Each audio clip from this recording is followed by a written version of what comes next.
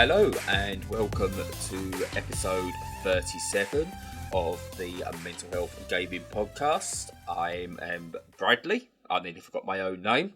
And once again, someone's name who I cannot forget. I'm joined by Dave. How you doing, Dave? Pretty good. Yeah. I thought the name change was probably about time to happen. So yeah, it feels better. Feels good, man. For anyone listening for the first time, it is actually Stu that I'm talking about. About two. Jesus. Wow. There you go. That's a good start. Before we get going, this week, if you're listening to it upon release, it is our first birthday of the actual website. And there is a video on YouTube which details the journey that I mainly have been through, of how it's all helped me, and giving out thanks to everyone who's been a part of this journey. So please do check that out, link in the description. But I also, before we do get going, I do want to raise a bit of a complaint. Stu, you have all the editing power, correct? That's right. Right. You decided to add a bit of an audio clip or an audio cue in there that mocked me. Yes, and I will offend again. That's good. That's fair enough. As long as I'm aware. I don't like being the butt of the joke. I am a very serious person. Everything I say is correct. Oh yeah, obviously take yourself very seriously. Yeah. Yeah, it's going to turn into a dictatorship soon. I've just been biding my time. I'm kind of like a US presidential type. I'm biding my time, and then when it all starts going against me, I'm going to turn it into a dictatorship. Oh, I think you'd have to struggle hard to be worse than them. Yes. I had to bring up a little bit of politics because it is relevant to some of the discussion in a bit on the games. But we'll start off with what have we been playing, and as usual, we will start with you, Stu.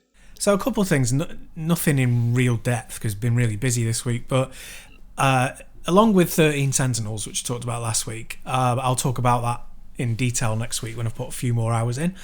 But a couple of things that have been quite unusual in a good way. So I decided to crack out this thing that I bought a little while back, which is a stand / I don't know what you call it, kind of adapter that you put on your Xbox pad to put your phone above it so that you can play games on your phone but with your Xbox pad. Ooh, yeah, yes. Yeah, and they're not very expensive and they work very well in terms of what they do. And so first off, I was playing Metal Gear Acid, the PSP game, which is a card game. I'm not sure how you'd call it, but like you use cards to do actions, but they have their special actions like on their card face, but that you can also use them to move, just to perform bog standard actions as well. Yeah, it's 15 years old now. It doesn't look up to much. Pretty bland looking game. But it's I think it's fun. I enjoy it. So I've been messing around with that a little bit. It's a good format to play on a little handheld, or as I was doing on my phone. It's actually probably one of the best Metal Gear spin-offs there's been as well. That and Vengeance as well. Yeah. Yes, indeed, absolutely. Yeah, there's very few spin-offs actually, surprisingly, but that's probably because Kojima. But anyway, yeah. So Metal Gear Survive. Oh yeah, but that was after he's gone. That was them, humping the corpse of the franchise. Everyone's gone, no, we forgot about that. Don't mention it. You summoned bloody Thingy the other week. Don't summon bloody Metal Gear Survive. Oh yeah, he who must not be named. Yeah. It's the Davidson effect. Oh, there we go. Oh, don't say it again. But yeah, so had a quick go at that for a couple of hours, and I've also been playing Demon's Blazon, or Demon's Crest as it's known in the West, which was a very late release on the SNES from Capcom, and it's based around Red Arima. I think he's also called Firebrand in the West. He's one of the enemies in Ghouls and Ghosts and Ghosts and Goblins. He's the little demon with the wings who's a pain in the arse. He got his own franchise. He was on the Game Boy and he was on NES and SNES. If you thought the Ghosts and Goblin games were hard, bloody hell, this one's ridiculous, but it's good fun. So I was playing that as well, and ROMs really suit it, and this is all sort of tying into a discussion we're going to have in a bit. So the last one is Doom Eternal on Game Pass, which I've also been playing on my phone using the streaming option. And yeah, that's really odd. It's so strange playing such a powerful, recent modern game on a tiny little phone. And it doesn't work perfectly. It's kind of, the frame rate's okay in parts and then drops quite severely in places, which I don't really understand because it's being streamed. So basically it should be able to maintain its frame rate. Anyway, it's kind of hard to see some enemies when they're at a distance, but it's a game that's based on being close up, so that doesn't matter too much. The fact that the phone is sort of positioned above the pad, well, with my phone particularly, my phone's really heavy, and it kind of unbalances things. It's a bit awkward. The controls themselves are okay. Seems like there's a little bit of lag in there, which for such a fast-paced game can be a bit tricky. But it's remarkable. It's more sort of exciting for the possibilities of technology than it is for gameplay, sort of thing. But it was a very interesting experiment about format, which we'll come back to. So yeah, that's what I've been playing. Yeah, no, I've not got a clip or anything, so playing on the phone has been awkward. But there's certain games that definitely are suited to that, and others that aren't. But I said we'll discuss that further down the line. So a couple of games I've been playing. One I'm going to touch on briefly, and then the other's going to be sort of like my main game. So the first one is Democracy 4 on the PC. It's one of those games, obviously there's 3 of them prior to this, and I've never really played them, because it's just been one of those games where I look at and just go, really? I bet it's just a cheap cash-in type game. It's just like, just slap an idea on something and do what you can. It's another simulator type game. But I've played it, and it's essentially Football Manager without the football. Right. And a lot more graphs and bar charts and numbers and things like that. But basically, you get to take over any real-world country that it's got preloaded. There's mods and everything, so you can go really deep with it. But you get to take over a country. I chose the UK because I know the UK. And essentially, you get to be the Prime Minister. You've got a cabinet. And you need to set policies, adjust taxes, and generally react to well, there are some real-world events, but react to events that happen. So there might be like an obesity crisis, might be something you need to really deal with. So how do you deal with that? So you go in and you go, right, do we levy a sugar tax? Do we offer people subsidies for if they choose to buy bikes and go cycling more? Do we put more tax on car usage and loads of things like that? And it's got this whole knock-on effect that is really in-depth. And overall, it's a really, really good game. My ADHD-riddled brain struggled with it because there's just so much to take in at different times. Right. And it does have a few nice little pointers. So if you hover over an icon for, I don't know, for state schools, for example, and you think, right, I want to adjust the funding into state schools, it will actually show you what that affects. So it will affect like the overall GDP. It will affect other educational systems. So it will show you it will affect universities. It will show you the effect it has on different voters. So if they're right-leaning or the wealthy, things like that, you might have a negative effect on their voting moving forward. So they will drop. And again, if you hover over cars, it shows you the effect it can have on the environment, on obesity, on families, on school, on education. So it gives you all these markers, which is really good, but there is just so much to take in. And what's really good, and you discover, my first thought was, well, I'm just going to go in, I'm just going to, let's try and create the country that I want to create, which is, it's very left-leaning. We make sure everyone gets what they can as cheap as possible. In terms of being able to get jobs when they need them, but being able to get education without having to pay through the nose and all things like that. You cannot make those sweeping changes. You do that, your cabinet quits on you, so you have to get new people in. The voters don't like it, so you drop in popularity.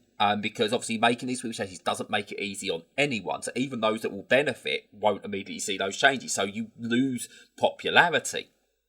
And it's all really sort of like shows you there. The only problem I've really got with it is how you can willy-nilly change taxes and things like that. Whereas obviously in the real world, that's generally only done around the budget time. Yeah. Whereas this, you can do it as and when you want. And that felt a little bit off. Rather than going, right, what if we done this and planned this? So you couldn't really plan scenarios and then make the changes because you get a certain amount of points you can spend per week to make changes. Or, policy's fine, introduce those. And it's really good. One of them was, should we ban animal testing? My first thought was, yeah, of course we should ban animal testing. But it gives you a reasoned argument as to why you should ban it and why you should keep it. Right. And you sit there going, okay. So at the moment we have animal testing, but this is what will happen if we ban it, which is good, but this is the effect it will have on this. So, okay, then we'll leave it for now. So you get decisions where you just go, right, okay, we'll leave it for now, so we'll leave it as it is. And it has, like, it gets announced that, the Prime Minister doesn't want to ban animal testing. And then that has a negative effect on the left-leaning voters, because it's like, well, he wants to keep animal testing. You're sitting there going, well, that's not what I said, but I suppose that's how it's been reported. And yeah, it's just a really interesting game. It's like, better people than me will get a lot more out of it because they won't be confuddled by it. But it does give an insight as to how difficult it is to run a country. And I think it's not me turning around going, we shouldn't give like the likes of Trump and Boris Johnson a hard time. Because what it shows to me is why people like me aren't running the country and why we shouldn't have certain types of people running a country. Because it's such a difficult job. Even shown on probably a watered down video game, it is a really difficult job to get things balanced and right. And it gave me a good understanding. Like that, all it done was cement my views that the likes of Trump, the likes of Johnson, should not be running a country because they are not equipped to do it because they're utter buffoons. Yeah. But yeah, really good game though. Cool. But yeah, as unlike it's the opposite of the Football Manager effect, where you think anyone can finally I can make England win a World Cup. I've done it on Football Manager 20 times. It's easy. Yeah. You can't do that with Democracy 4. Although England won the World Cup. So there you go. That's how good a Football Manager I actually am. Not only have I won the World Cup on Football Manager, I won it on a politics game as well. That's just, yeah, you are the best. But the main game I want to talk about, and it will lead nicely into probably the format talk, which is why I left it till last, is Ori and the Will of the Wisps. And if you've played Ori and the Blind Forest, it is more of the same, but better and enhanced in so many ways. And that's not saying that Blind Forest was a bad game, because it really, really wasn't. But they've, instead of just doing, right, okay, we're going to make the exact same game again, they've looked at what could be improved on. And it's almost like a quality of life update with a lot of it. And it is so, so damn good. It's still brutally difficult in parts, but like Blind Forest, Ori and the Will of the Wisps, you don't mind the difficulty because you're just looking at these lush environments, these wonderful animations, and this ongoing story that just is full of emotion. There seem to be a few more cutscenes, or I wouldn't say actual cutscenes, but non-control sections compared to the first game. But that just might be me misremembering. But on the whole, it tells a wonderful story without taking you out of the game. On the whole, which is absolutely brilliant. Now, I could have played this on the PC. I could have played this on the Xbox. I decided to play it on the Switch. And boy, does it hold up well on the Switch. Same as Blind Forest did. Ori and the Will and the Wisp looks beautiful. Even handheld, just looks absolutely stunning. And I can't believe they've managed to do this. Which sounds weird for a 2D game, I suppose, but when anyone who's played the first game, or even anyone who's played Will of the Wisps as well, you'll understand just how beautiful it is and how impressive it is running on a Switch, let alone as good as it is. But we spoke about this just before going in. If someone had told me a few years ago that I'll be playing a Microsoft Game Studio of this quality in handheld on a Nintendo Switch, I would have thought you was insane. You was an absolute cray-cray, because that sort of thing was never going to be possible. But not just because of the technical limitations, but because of the capitalist limitations, we'll say, with it. But again, Microsoft, their move into just wanting to sell their games is showing the benefits here again, because I don't get time to sit at the TV and play a game.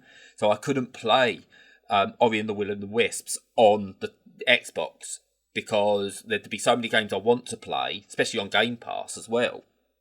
And my son would be battling for the controller. My daughter's really starting to show an interest now and is battling for the controller. They only want to play Brawlhalla, Fall Guys and other games like that. So I just don't get the time, because, again, I've got to go, well, now my partner's home, I don't want to just sit in front of an Xbox all the time and take the TV away from her. So being able to play these games on a Switch is just, wow, it is amazing. But Ori and the Will and the Wisps is... I don't know where you go, because, again, we don't do scores, obviously. But, you know, if Ori and the Will and the Wisps is a 10 out of 10... Oh, sorry, and the Blind Forest is a 10 out of 10 game, because it really, really is, and Will of the Wisps improves on it, is it a 10 plus? Is it an 11? It's a Spinal Tap game. Yeah, neither are perfect, because I don't believe in the perfect game. But they, you know, when I scored, I always looked on how much enjoyment do I get out of a game, and why would I give it 10 out of 10? Even other games where they might have been given like 7s across the board, because it's a personal thing and I love them. So Blind Forest, Ori and the Blind Forest was a 10 out of 10 game for me. And Ori and the Will and the Wisp does better. And I think, again, it shows why scores are ludicrous at times, because you set a limit with a certain game, and it's where do you go from there? Yeah. And, you know, again, I suppose you could turn around and go, if I gave Sonic 4 a 1 out of 10, because that's the score I gave it because it was the worst game I've ever bloody played, Sonic Mania being as good as it is, it's that much better. What does that get? You know, do I objectively go it's a 7 out of 10 game, because that's how much objectively better it is than this crappy 1 out of 10 game? Is it better than the original Sonic? I don't know. Still not sure. And things like that. It's definitely not a 10 out of 10 game. But then it's better. Where do you put it? So this is why scores are ridiculous. But Ori and the Will and the Wisps, it's difficult, but it's brilliant. It's beautiful. It's dark. It's full of all kinds of emotions. Absolutely all kinds. And if you've not played it, play it. It's an experience. It is just... I don't know if I can just get through how good a game it actually is. Really tight platforming, by the way. I mean, what's vital to a game like Ori and the Will of the Wisps is the controls, and the platforming has to be on point, because it doesn't matter how good it looks or what it does in terms of storytelling. If the controls aren't on point, it's dead in the water. Ori and the Will of the Wisps is difficult and frustrating, but it's still fun to play. And yeah, just absolutely wonderful. Yeah, excellent. No, I want to. I've not played either. I was put off by the difficulty. I don't like games that are over hard, like over difficult. They really put me off. I don't like. There's like a level, isn't there? There's a sort of struggle to get past a certain thing, and Yes. I don't mind those sort of peaks of difficulty in games, as long as it sort of returns to a normal, and or there aren't too many of them. But things like that and Super Meat Boy and the letter V 6 times, and you know, those sorts of games, for me they're just constant peaks of difficulty, and I find it too stressful, to be honest. No, that's actually a really, really good point, and it is the one negative I've found with both the Ori games, actually. And this is where I think games like Hades, and there are other games that allow you to do it, I think have set the new bar now. If it's a single player game, give people the option to God mode through a section. Simple as that. Yeah. Let them God mode, or let it... Everyone mocked New Super Mario Brothers. I think it was. If it's one of the other ones, I'm sorry, because it let you have a mode where basically Luigi would come in and take over and complete that level for you. Yeah. And that got mocked. Why? Mario Kart does it. It will allow young people to play a game competitively. It allows old people who maybe don't have the dexterity to join in. Ori and the Will and the Wisp, Ori and the Blind Forest are games that everyone should play, but the difficulty is off-putting for some. Now, for me, I will push through because it's just absolutely wonderfully beautiful. But there were times where I did get tempted to go, is this really worth it? It was, but I did have that moment of doubt. And there was moments where if I could have God-moded through a particular section, I would have. Yeah. And Hades does it brilliantly where you can turn it on and off at will, and it gives you ever-increasing help based on how you're playing. And then you can turn it off. Once you're used to it, you can turn it off. So any game that's a single-player game that has a difficulty spike has to have that option for me. And that would really make it much better and get more people to play it. Yeah, absolutely. But anyway, I spoke about playing Ori on the Switch. You spoke about playing a ROM of a game on the phone. You played about Complain. No, you never. You played Doom Eternal on a phone. And when I spoke about Democracy 4, that's a game that you can only really play on the PC because of everything that's in it. So, let's talk about formats, shall we? Yeah. And the effect they have. There is definitely a mental health effect with some of this as well. But I'll let you introduce, I'll let you go in, and then we'll chat about it a bit more. Well, I mean, it was interesting when I was having a go at... I mean, we talked about last week about using... in the example of Ultimate Ghosts and Goblins, of using a different format to play something old, and how much more that brought to it. And it is kind of like picking the perfect situation for it in a way. So it was a great idea to bring a game like that to the PSP conceptually, just as it was, it's nice to have that and things like Wipeout on there. But when you reach deep down inside yourself, you're like, yeah, but it was completely the wrong format, wasn't it? And there's kind of, one of the things you've got to keep in mind when you're doing these things is, does the format fit the game? And I think one of the companies who does it best, or has at least in the past, was Nintendo, because they will go the extra mile and develop a controller or an interface that is new and exciting, but also suits a particular new type of experience really, really well. And then on the other hand, you have stuff like trying to play Doom Eternal on a phone with a controller, which, although it's amazing to look at and you can get fun from it, it's really not what it was designed for. So you really struggle to get the full experience from it. And that throws up all sorts of questions. And I think one of the main ones is, I would ask you, so what is your favourite way to play games? Probably handheld. Yeah. Yeah, I'd say handheld is definitely my favourite way to play. If I look back at my favourite consoles, the Game Boy Advance, then the Vita, and now the Switch, are probably my three absolute, if I was to look back and go, if you said to me you can have your choice of any consoles and the rest had to be put by the wayside, then it would be those three. Yeah, and it's really interesting because I think a lot of people are starting to feel that way, particularly because of the Switch. So if you really want to, you can just take it out of your hands and play it as a console, and that's fantastic. But people in votes and polls for the games of the generation, for example, handheld games were often overlooked, even though they were some of the greatest. And it's almost as if there's an inbuilt bias that because it's on a handheld, it has to be inferior. So it's great that you recognise that a handheld can be the most important and best way for games to be played for yourself. That's brilliant. Yeah.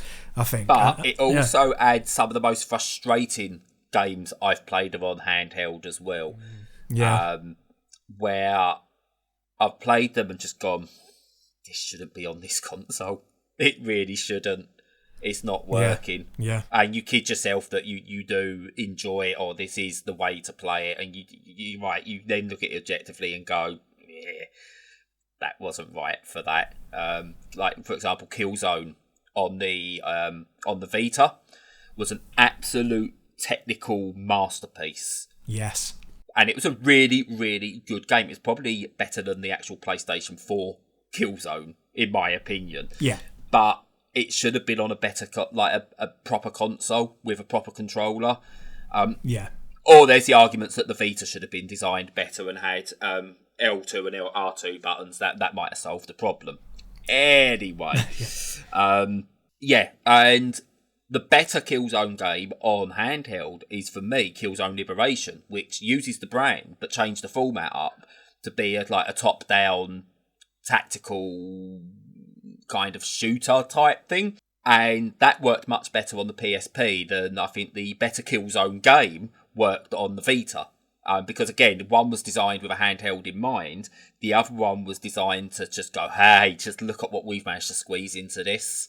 Yeah, absolutely. It is really interesting, and I think that more and more developers are kind of playing to the strengths of a particular format.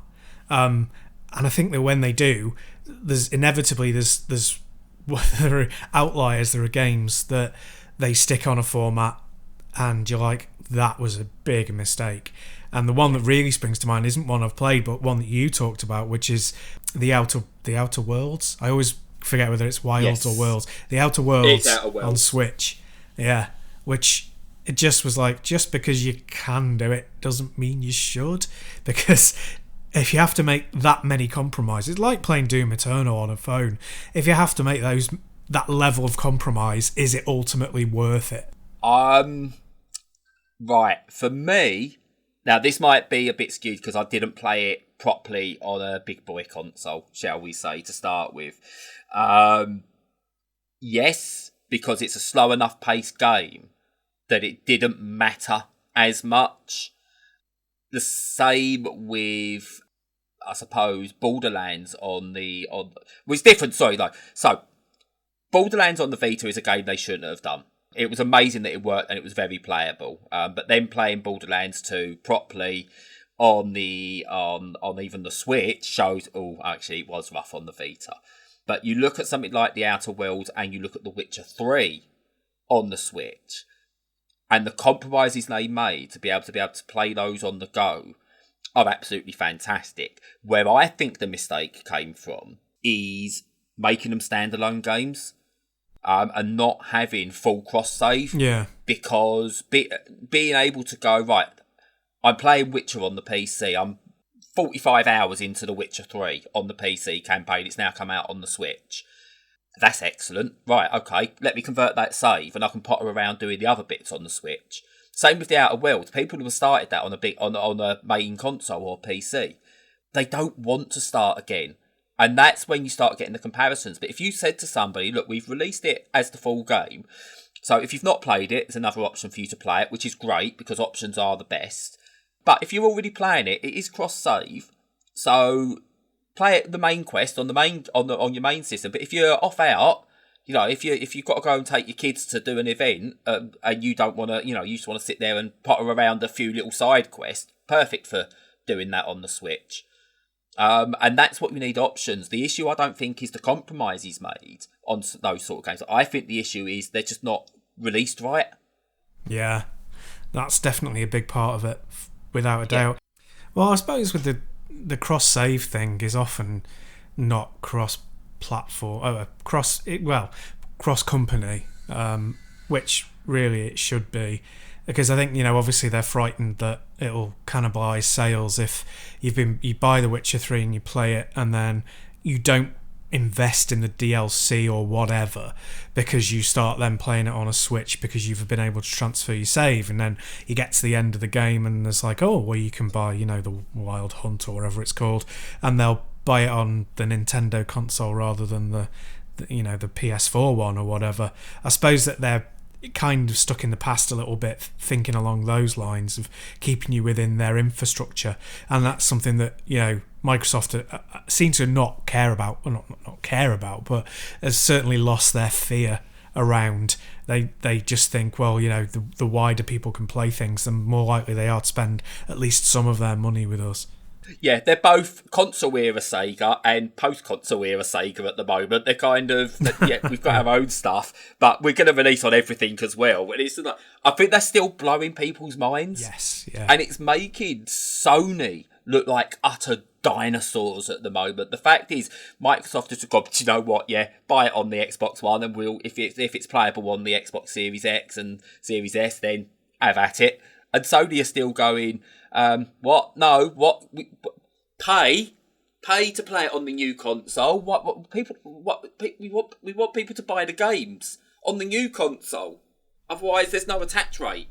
Yeah. And it doesn't look like it's doing well. But buy the new games at £70, £60 rather than the £50 it was. Pay the extra. And all the meantime, you've got Microsoft going, where do you want to play it? Yeah, we'll do that. That's fine. Yeah. Yeah. You want to play it on the PlayStation 4? Yep, that's fine. We'll do that for you as well. Yeah, exactly. Yeah.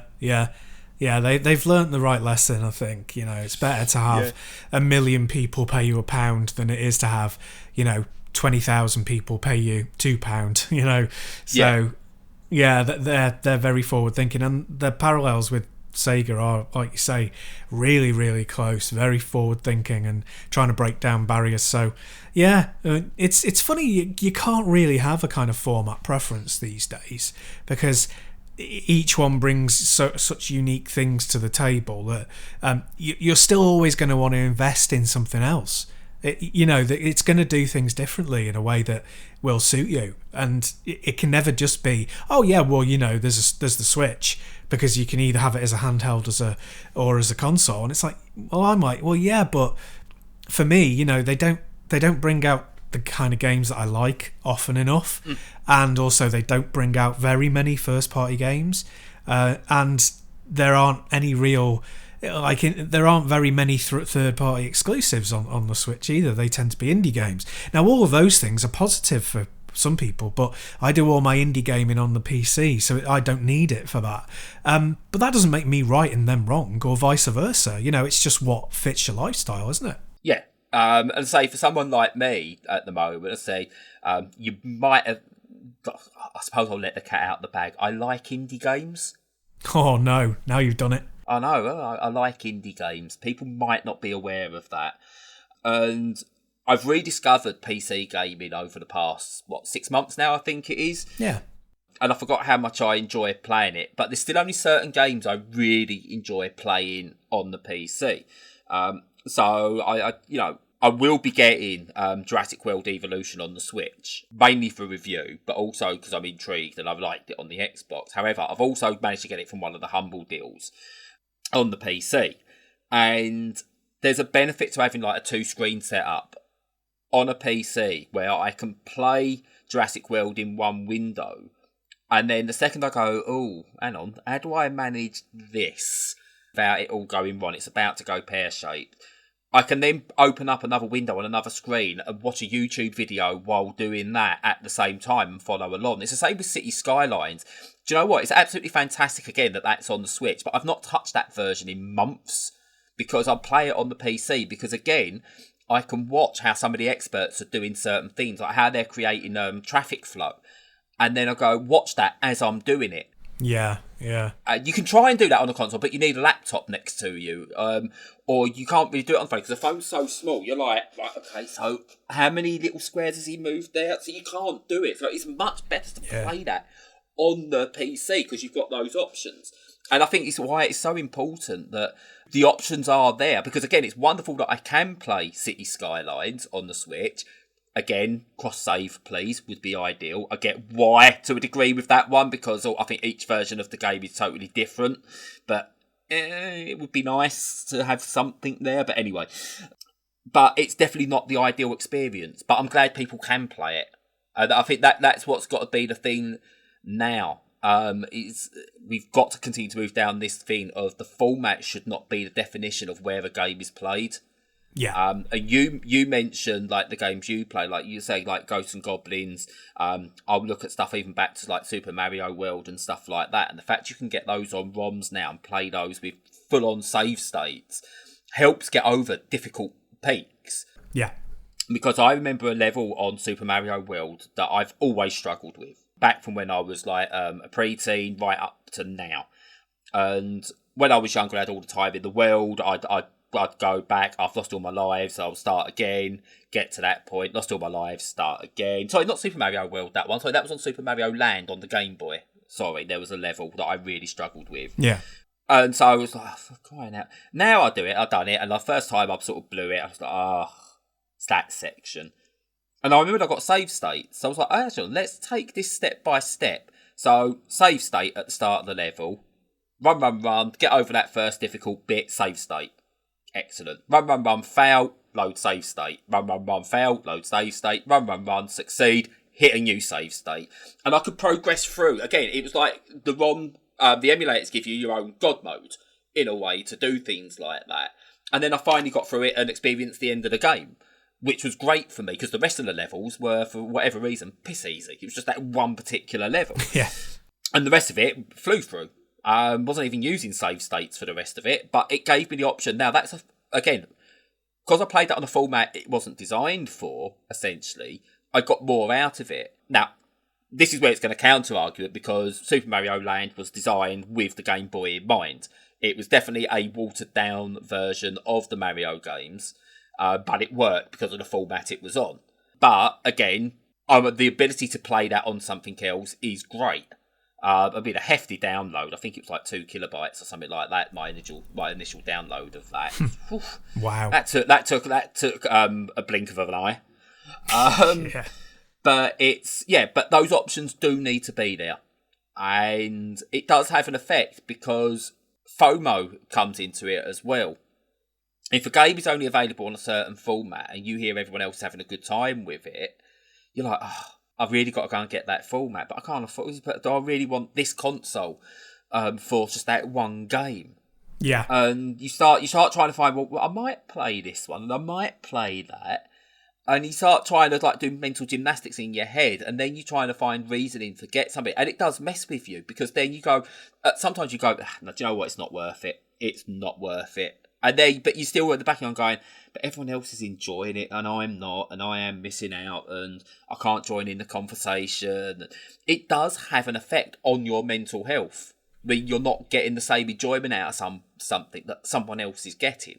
And format has a huge part of that, I think. It does. And I think that, I mean, that's fine in a way. Well, in certain circumstances. So let's say, you're driving a car and your friend buys a Ferrari, you can't just think, oh, well, I should be able to drive a Ferrari.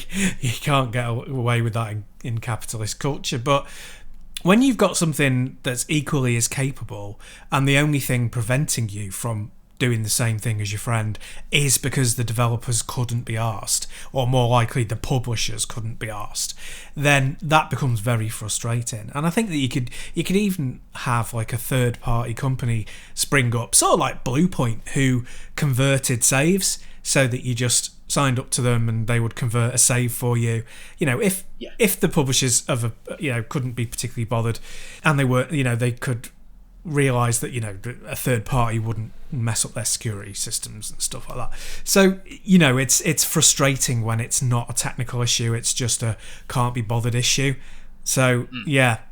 But circling back as well to the sort of the format itself, what I really enjoy about the idea of the new consoles is the quick resume, which is it's not the same as save states, but it's definitely a massive quality of life improvement. Because if you think about it, if you're going to play something like a racing game, and that when you compete in a championship, you've got to you start from the first event and you go all the way through like 4 laps or whatever, and it's an hour's worth of gaming. You kind of then have to set that aside, and you can drift away from the game because it's too much of a time investment. But with quick resume, if you get called for your tea in the middle of playing it, or you've got to go out to work, or the kids are messing around, or any reason really, you can just instantly drop out of it and then know that you can resume at the same point later on. I think that's got a way, that could be transformative as well for people. That's a absolutely brilliant point. And I'm glad you mentioned racing games with that. When I was a bit younger, or I knew Lucas was at school and I had a day to myself, great, I'll go and do a full race weekend. But now I can't, because I'm no way am I setting a Formula 1 race to 5 to 10 laps just because it's done and dusted. It's ridiculous. You can't run a Formula One race in that time without setting the difficulty down and driving like an absolute maniac. So, yeah, the idea of quick resume, even on the same console, you know, I know it's not possible to be able to do that across multiple devices at the moment. Technology will make it possible, I reckon. Yeah. But being able to go, right, boom, boom, boom, for up to lap 10, what's at the time? Right, pause, turn it off, and then off you go, do your bit, come back, unpause, turn the console on, unpause, and off you go, is great. Or even what Microsoft are doing now, and we're not Microsoft fanboys, by the way, but they are just making all the right noises. Up to 10 games, I think, could be stored in the memory. It's ridiculous, and they've shown it in action, and you can pause one game, go out to another game, pause that game, go back to your previous game, and it's all instantaneous. Yeah, I say instantaneous, it looks like maybe like a 5-second delay between saying I want to load this game and it actually loading the game back to where you were. Yeah. And if we're going to quibble over 5 seconds, then that's some entitlement issues there. And that's perfect for a big game like Formula One, because if you go in, say you're someone who goes and does a Destiny raid or something like that with your mates on a Monday evening, great if that's what you do. But you get on and it's 8 o'clock and it's like, do a bit of Formula One to start with. And you go, well, yeah, done qualifying, that's taken up half hour, we've started, we're 5 laps in, I've got to get ready to go and do the bit with my mates on Destiny. But then being able to pause that race, jump into Destiny, play Destiny without loading Destiny because you're already at the menu screen because that's where you suspended it last time. Jump straight in, do your raid for a couple of hours, whatever that is, come out of that, go back to Formula One and carry on. That's game changing. Yeah. That is absolutely game changing. And if that's not one of the reasons for people to be going, yeah, do you know what? It might not be the biggest back of the box feature, but yeah, if I'm playing a multi-format game, I'm very tempted to go just Xbox for that rather than PlayStation this time. Yeah, it is. It's a game changer, I think. Yeah. Yeah. But I think Format Wars, I really actually do think Format Wars this is going to be the final generation of it, personally. Maybe. Yeah. Depends how much other companies, like Nintendo and Sony, are comfortable with making, well, not copying Microsoft, but, going along those lines of having fewer restrictions. But yeah, we'll see. Hopefully. That's what we want. Definitely. Access. Yeah, and it hopefully moving forward, it'll just be better for us as the consumers. Yeah. And when we feel good, just when it's around, when you do feel good about something, and rather than having to constantly defend something, it is better for your enjoyment of something, of playing a game. Rather than having to go, well, I'm playing it on this because I chose this format and I chose this format and I'm going to stick by this format, which causes console wars and arguments on the internet. But if you're just able to enjoy the game because it's on your format of choice, it's available everywhere, and you're just able to have fun with it, you're in a much better place mentally because you can just go, do you know what? I really enjoyed that game. And someone's like, yeah, I really enjoyed that game too. Yeah. What'd you play it on? Oh, I started on the Xbox, but I finished it on my phone. Oh, that's cool. Rather than, what do you play? Well, I play it on Xbox. Well, I play it on PlayStation because PlayStation's better. It's got better. Blah blah blah. Doesn't matter. Really doesn't matter. And if you're, and those arguments only come about because I think people are looking for reasons to why their thing they bought is best. And I think once we get to a more homogenised system where most things are available on most things, it would just be enjoyment, and everyone would be better off mentally as well. Yeah. I agree. And I think I used homogenised correctly. You did? Which is good. I did, yes. You definitely did. Well, every time I try and use what's a relatively big word, but heart me always goes, please say you use that correctly and you don't sound like an absolute fool. Yeah, right there with you. But it's a big word, so people think I'm clever anyway. Which gets me to just a preview for next week. Next week, I want to talk about Genius next week.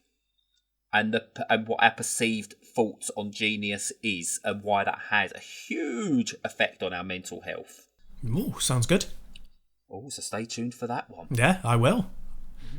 Anything else you want to add to this one, Stu? Yeah, I was going to say, just as a capper, why Microsoft strategy is so good, at least using me as a template, because I didn't buy any Xbox games for, oh God, I don't know how long, years probably, even though they're all their exclusives are available on PC, because none of them were really very good.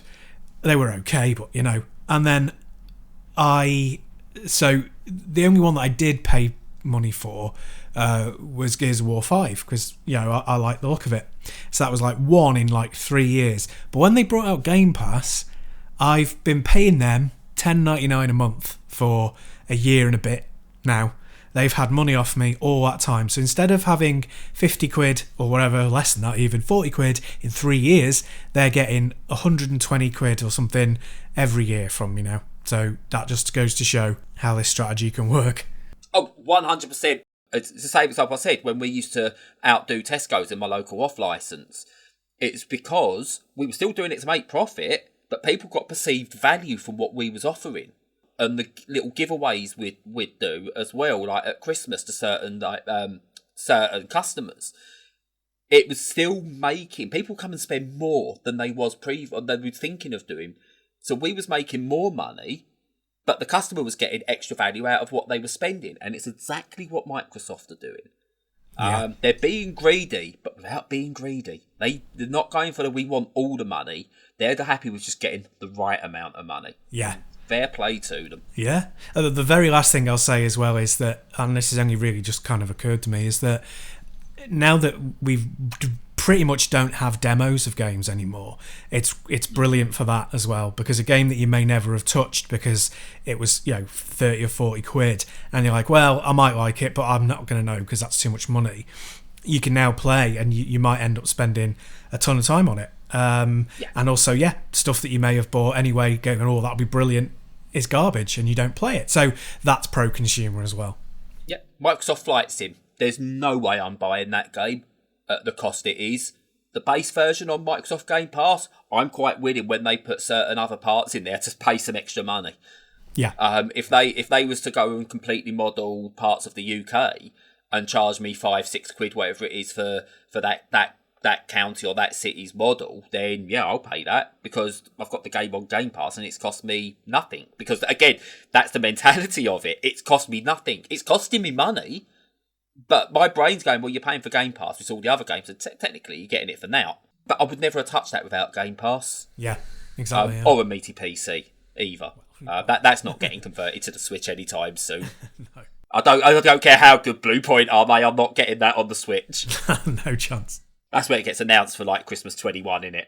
Yeah, Microsoft Flight Sim on the Switch. Yeah, and you immediately drop the money on it. Yeah. Well, how much? Yeah, there you go. Take the 100 quid. Yeah. But anyway, that's it from us. Do remember, it is our first birthday, and we are like the Queen, because soon we will hit episode 52 of this podcast, and that will be the first birthday for the podcast. But it's the first birthday of the site. Thank you to everyone that has been part of this journey. If you watch the video and you haven't been name checked, that's purely my ADHD brain. There's nothing personal. I didn't make a list before I done it, so there we go. If you do want to speak to us in any way, shape or form, or you do need help, you need to shout into the void, you just want to chat games, you want to start a format war, then you can join us on Discord, you can reach out on Twitter, Facebook, wherever. And obviously do check us out on YouTube and Twitch as well. And if you do like what we're doing and you do want to support us, keep the servers going, that kind of thing, then you can support us on Patreon and Coffee. With that, that's goodbye from me, goodbye from Stu, and until next time, stay safe.